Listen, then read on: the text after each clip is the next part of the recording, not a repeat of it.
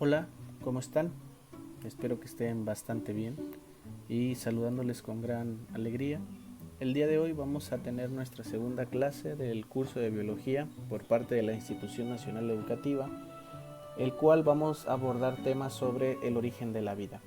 En el tema pasado veíamos generalidades y algunos pioneros. En este caso vamos a hablar sobre la vida. Las teorías de la vida vamos a platicar el día de hoy solamente dos. La primera es la teoría creacionista y la segunda sería la teoría del Big Bang. En la teoría creacionista lo conocemos como todo lo que observamos o conocemos fue creado por un ser supremo o un poder superior a nosotros. Esto podríamos darle un nombre y le daríamos el nombre de Dios, que por definición vamos a tener a Dios como un ser supremo que en las religiones monoteístas es considerado como el hacedor del universo. Esta es la definición por excelencia de Dios. No estamos hablando de un Dios de nuestra cultura, es decir, Jehová, Yahvé, como quieran llamarle, sino que estamos hablando de un ser supremo que crea todo lo que conocemos. Hablando de esta cultura occidental, pues podríamos tener que Dios crea la luz, el cielo, el sol, la luna, las estrellas, plantas, animales y al hombre en tan solo 6 días, porque pues el séptimo descansó un poco. Pero como cualquier otra teoría, vamos a tener algunas incógnitas, y estas incógnitas serían: ¿quién creó a Dios? ¿De dónde surgió Dios? Y estas preguntas, como no han sido contestadas, pues tendríamos o nos mantendríamos en este ambiente de misterio acerca de esta teoría. Hablando ya de la teoría del Big Bang, pues hablaremos y abordaremos acerca de unos antecedentes que lograron el establecimiento de esta teoría. El primero fue el pensamiento y el descubrimiento de Edwin Hubble, el cual dijo que existían más galaxias aparte de la Vía Láctea. Es decir, él pensaba que el universo se estaba expandiendo. Este pensamiento llevó a Georges Lemaitre, que pensó: si el universo se está expandiendo, tuvo que tener siempre un inicio. Así como se expande, pues tuvo que tener algo o un origen. Y entonces él propuso que el universo se inició con la expansión de un átomo primogenio, lo que más tarde pues se lo denominó como el Big Bang. Aunque Georges Lemaitre no dio el término de Big Bang, pero sí habló de un átomo primogenio, y por eso se le conoce como el, eh, el pionero o el que propuso la teoría del Big Bang. Después estuvo George Gamow, el cual le añadió el término de una explosión gigantesca a esta teoría del Big Bang, y es así como se definió esta palabra, la gran explosión. ¿Y qué nos dice la teoría del Big Bang? Dice que la materia, organizada por partículas elementales, que existe, incluso aquella de la que estamos formados nosotros, se creó hace más de 13.000 millones de años en una millonésima de segundo como consecuencia de una gran explosión. El universo, posterior a la gran explosión, se expandía a gran velocidad en medio de la nada y alcanzando temperaturas extremadamente altas, miles de millones de grados centígrados. Esto no permitía la interacción de las partículas elementales, pero a consecuencia de que el universo eh, seguía expandiéndose y los segundos seguían pasando, el universo se fue enfriando, permitiendo que algunas partículas elementales se interaccionaran. Es decir, un protón que tiene una carga positiva interaccionó con un electrón, y el cual se estabilizó, dando como consecuencia nuestro primer elemento de la tabla periódica, que es el hidrógeno. También en el núcleo, o bueno, protones y neutrones estaban juntos. Después llegaron partículas de elementales como lo es el electrón, lo estabilizó y empezaron a girar alrededor de ellas, siendo el núcleo protones y neutrones, dando así nuestro segundo elemento, que es el helio. y pues casi todo el universo está formado por hidrógeno y helio. Y al expandirse con rapidez, el helio y el hidrógeno se enfriaron y se condensaron en estrellas y galaxias. Es así como todo se formó en el universo, y aquí lo podemos ver en esta imagen ilustrativa. Aunque esta teoría del Big Bang pues también va a tener sus incógnitas. ¿Cómo pudo haber masa en medio de la nada? O pues de dónde surgió la masa, ¿no?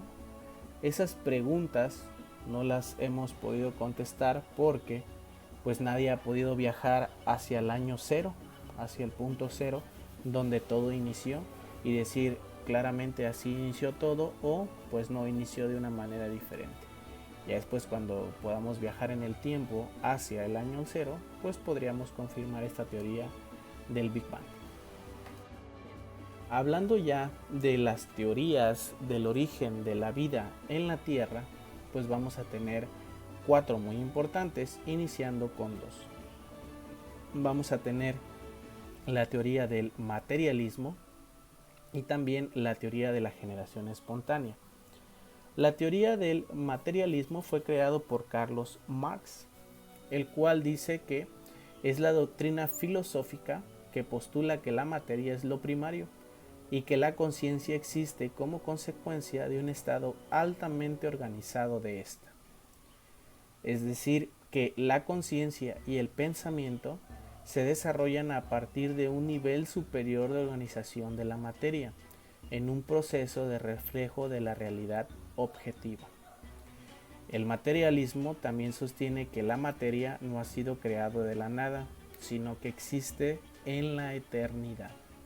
Entonces, esta teoría del materialismo nos dice que la masa existía desde el inicio y que cuando se alcanzan niveles complejos de materia va a existir la conciencia. Eso es lo que dice Carlos Marx.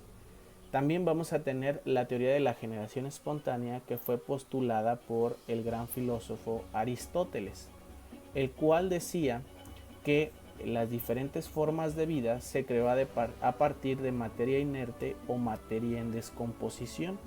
Él afirmaba eso, y algunos filósofos también, como Tales de Mileto, Anaximandro, Genófanes y Demócrito, pensaban que la vida podía surgir del lodo, ya que ellos veían que de la materia de putrefacción, el agua del mar, del rocío y de la basura, observaban la aparición de gusanos, insectos, cangrejos, pequeños vertebrados.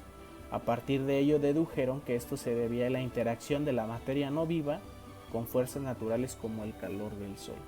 Imagínense el pensamiento que tienen estos filósofos, que a partir de esa materia con la fuerza natural del sol podrían surgir otros organismos vivos como los gusanos, insectos y cangrejos. Está peculiar. También, pues posterior a estos pensamientos, como ya les dije, Aristóteles propuso que la generación espontánea de la vida era el resultado de la interacción de la materia inerte con una fuerza vital o soplo divino que llamó entelequía. Entonces aquí Aristóteles ya nos da una nueva palabra, que es la entelequía, pero él lo define como un soplo divino. Contrastando con la teoría del materialismo, donde solamente me dice que a un grado de complejidad de la materia vamos a tener conciencia. Y aquí Aristóteles y los filósofos dicen que aparte de la materia necesita un soplo divino, al cual le llamó entelequía. Y pues aquí tenemos unas imágenes de lo que ellos pensaban, que a partir de materia inerte o en descomposición íbamos a tener gusanos, moscas, etc. Y pues también alguien que apoyó esta idea fue Jonas Baptista van der Hermor. Como les decía, no se existe muy bien pronunciado, pero pues les decía que si somos aquí de los Méxicos, pues así lo podemos decir. Fue un médico holandés que propuso una receta que permitía la generación espontánea de ratones. No sé si este amigo era un poco más, ¿cómo podríamos decirlo éticamente? Un poco más volado que la idea de Aristóteles, pero chequen lo que decía. Las criaturas tales como piojos, garrapatas, pulgas y gusanos son nuestros huéspedes y vecinos, pero nacen de nuestras entrañas y excrementos.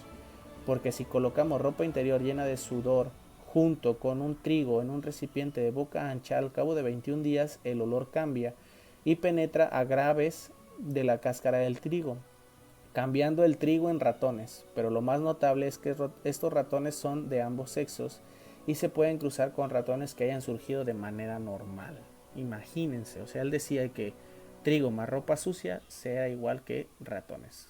Yo creo que ahí sí no lo hubiera caído mucho, pero bueno. Y pues llegaron algunos investigadores los cuales quisieron y no estaban de acuerdo con esta generación espontánea, y uno de ellos fue Francisco Redi, que colocó una víbora muerta, un pescado y un trozo de carne con ternera en frascos, lo cerró y lo selló. Y pues en otros frascos colocó los mismos componentes pero los dejó abiertos. Los resultados fueron pues muy interesantes. Los frascos cerrados y sellados pues no había gusanos, aunque su contenido se había podrido y olía mal, y en los frascos abiertos en cambio se veían gusanos y moscas que entraban y salían. Entonces Francisco Redi pensó, estos gusanos fueron producto de algo que vino del exterior y los implantó, no es que hayan crecido dentro. Pero pues la comunidad dijo, no, es que lo cerraste, no hubo fuerza del sol, no hubo alguna fuerza que le diera ese potencial y no lo calentaste, por así decirlo. Entonces eso no les gustó a toda la comunidad.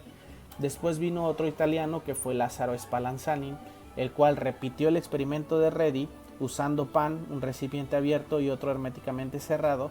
Lo había calentado y sellado con más cuidado los recipientes.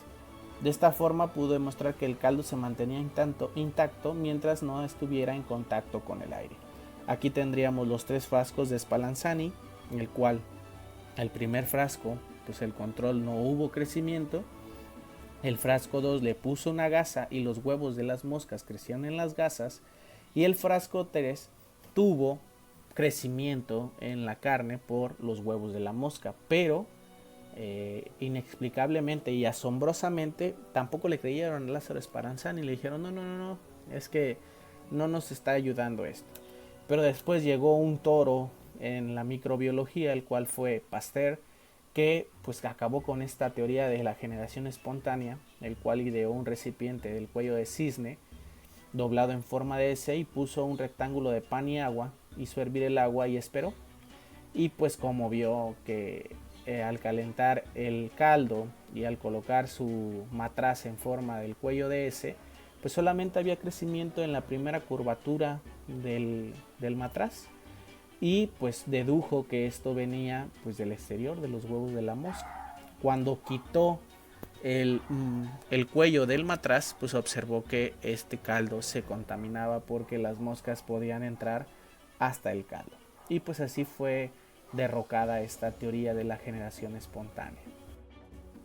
Las otras 2 teorías que vamos a definir aquí es la teoría de la panspermia y la teoría quimiosintética. La teoría de la panspermia fue postulada por Steve August Arrhenius. Este fue un ganador de un Nobel y propuso que la vida surgió fuera de nuestro planeta y las moléculas y microorganismos llegaron en meteoritos. Esto podría pensarse como algo descabellado, como algo loco, como algo muy fuera de lugar, pero pues a lo mejor no sería tan fuera de lugar. Lo que pensaba es que las esporas bacterianas resistentes eran impulsadas por viento solar de una estrella a otra. Arrhenius llegó a calcular incluso el tiempo que tardaría una espora terrestre en alcanzar Plutón, es decir, 4 meses después llegaría a Plutón. Y además dicha espora llegaría a la estrella más cercana, que es Alfa Centauro, a tan solo 7000 años. Entonces él pensaba que estas esporas llegaron a la Tierra y implantaron la vida y a como la conocemos. Es decir, que todo lo que conocemos provino en meteoritos en forma de esporas bacterianas y que fue implantado por extraterrestres en la Tierra. A lo mejor lo de extraterrestres sí suena algo raro, pero pues bueno, ¿no? Pero pues llegó Paul Becquerel, el cual demostró que estos supuestos gérmenes serían destruidos a causa de las radiaciones ultravioletas, las bajas temperaturas y el vacío casi absoluto. Él hizo un experimento el cual calentó a algunas bacterias a grandes temperaturas y también las enfrió y vio que pues no sobrevivían. Entonces él dedujo esto que les acabo de comentar. Y así fue derrocada esta teoría de la panspermia. Luego tenemos la teoría quimiosintética propuesta por Alexander Oparin y John Heyden, el cual pues es una teoría que podríamos tenerla como una teoría que explica de manera muy clara cómo se inició la vida en la Tierra. Esta teoría se basa en la suposición de las condiciones físicas y químicas que existieron en la Tierra primitiva. Eran radicalmente distintas a las actuales, de manera que permitieron el desarrollo de la vida. La atmósfera estaba formada de gases como el hidrógeno, el metano, el amoníaco y el vapor de agua. Estos compuestos gaseosos reaccionaron entre sí debido a la energía de la radiación solar, la actividad eléctrica de la atmósfera y a las erupciones, por lo que ahí fue posible el proceso de síntesis prebiológica de compuestos orgánicos y biomoléculas a partir de compuestos inorgánicos. Esto no es tan descabellante porque vamos a observar que en la fotosíntesis, agua, dióxido de carbono y luz me pueden formar glucosa. Y esto es verídico, es real. También mediante la evolución química, los compuestos orgánicos sencillos generaron compuestos de mayor complejidad que originaron sistemas procelulares como los protobiontes, los cuales pasaron por una etapa de evolución prebiológica. Millones de años después se inició la evolución biológica de la aparición de los primeros sistemas vivos o eubiontes que posiblemente se parecían a las bacterias que conocemos actualmente. Entonces, esto de Alexander Oparin y Jane Halden es muy aceptado, y el cual dicen, creo que así se pudo haber originado este origen de la vida, porque pues en esa atmósfera primitiva había muchas tormentas eléctricas que interaccionaron con el metano, el amoníaco y el vapor de agua y el hidrógeno, dando como consecuencia las primeras macromoléculas. Y esto fue retomado por Stanley Miller y Harold Urey, los cuales hicieron un experimento, intentaron imitar una atmósfera primitiva, el cual le colocaron electricidad con los electrodos que ven ahí, y el cual observaron que sí había obtención de aminoácidos y otros compuestos disueltos. Entonces pudieron decir, creo que esta teoría quimiosintética es lo que dicen, lo que nos comenta. Y entonces esta teoría de Oparin es de la más aceptada acerca del origen de la vida en la Tierra. Ya posteriormente Darwin dijo que había un ancestro común para todos, pero que yo pienso que pudo haberse originado como lo dice Halden y Oparin.